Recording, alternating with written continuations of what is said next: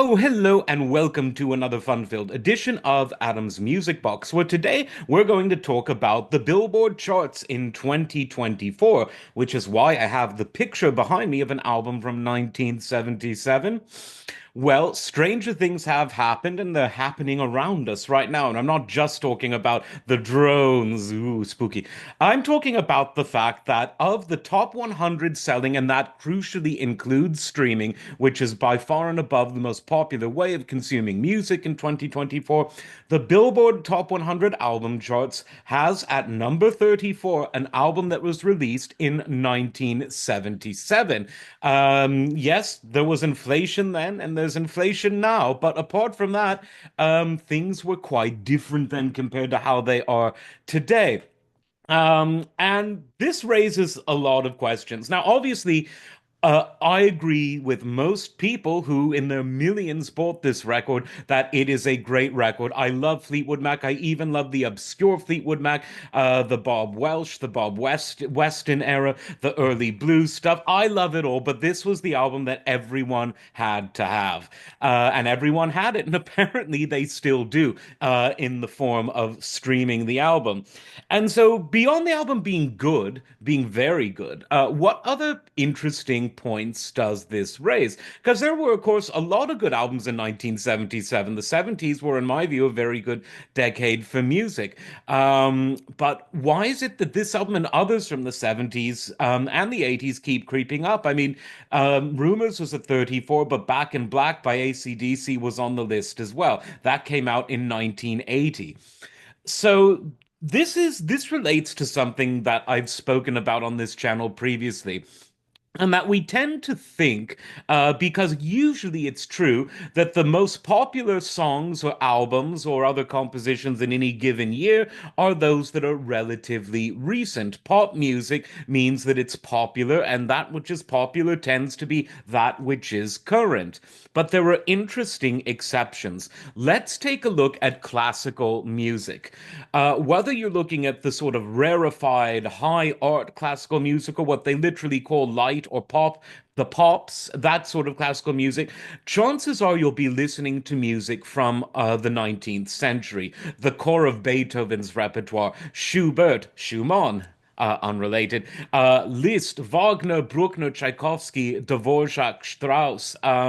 These are just some of the big names of big composers. Rimsky-Korsakov, Mussorgsky, if we're going on the Russian side of things. Well, we mentioned Tchaikovsky, Verdi on the Italian side, Ravel and Debussy. Yeah, they went into the early 20th century, but you get the idea. The 19th century into the very early 20th century is generally the golden age of European classical music. There was stuff before it, and some of it is still listened to among the classical music listening public. Think of Mozart, Haydn, Handel, Bach, but Vivaldi. But apart from those five and maybe a few others, the lion's share is are composers whose primary and most famous output came from the 19th century. And this got me wondering if the same is true in other genres. Take rock, for instance. There are still new rock bands, fewer than there used to be.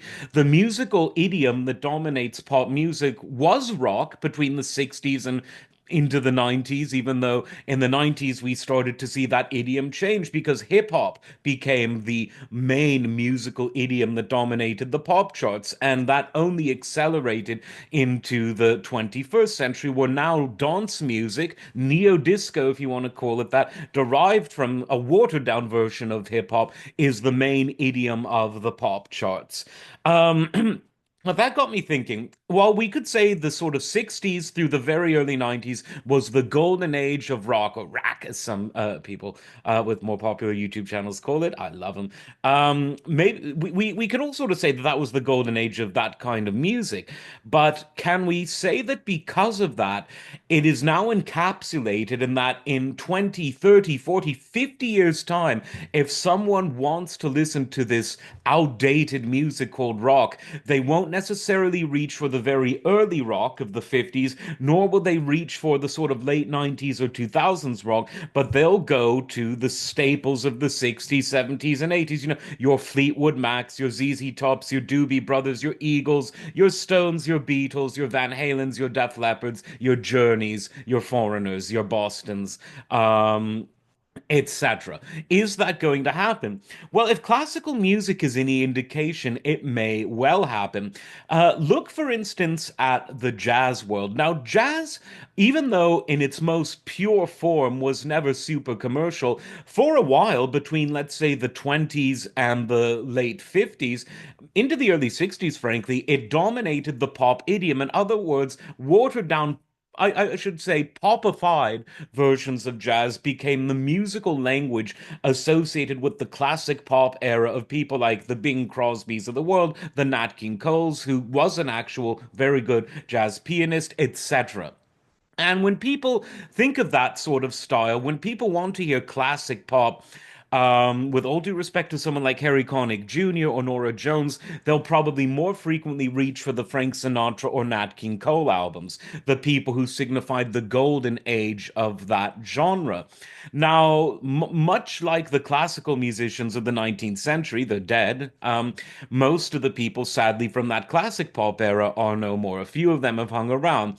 Whereas the rock era, we're now living in the era where maybe half of them are sadly gone, and the other half are either clinging on to a career, meaning, the music's still popular, but not all of them, are what they used to be, and others are retired. And yet, this kind of music is still listened to. Now, don't get me wrong, more people were talking about Wagner in the 1860s than in the 1960s, let alone the 2020s. More people were talking about Fleetwood Mac in the 70s and 80s than they are now. But the fact that people still know who Wagner is and Beethoven and love them, and still know who Fleetwood Mac and Queen and all of the rest of them are and love them, Pink Floyd, maybe that golden era will be encapsulated so that whenever people want to reference rock, they'll say, oh, okay, I'm not necessarily going to go to the most recent or even the more comparatively recent examples of rock. I'm going to reach into that golden era. And what do I have here? Oh, reach into the magic time machine. Here's Fleetwood Mac's Rumors. Here's Doobie Brothers taking it to the streets. You know, here's Bad Company, here's Led Zeppelin, here are these bands that were iconic then, but whose iconic sheen has managed to still shine. It's a theory anyway, and we will see what happens. But it does seem that as rock music becomes more and more of a genre frozen in time, we're going back to when it was at its best. Let me know what you think, and as always, like, subscribe, and we'll see you next time. Take care.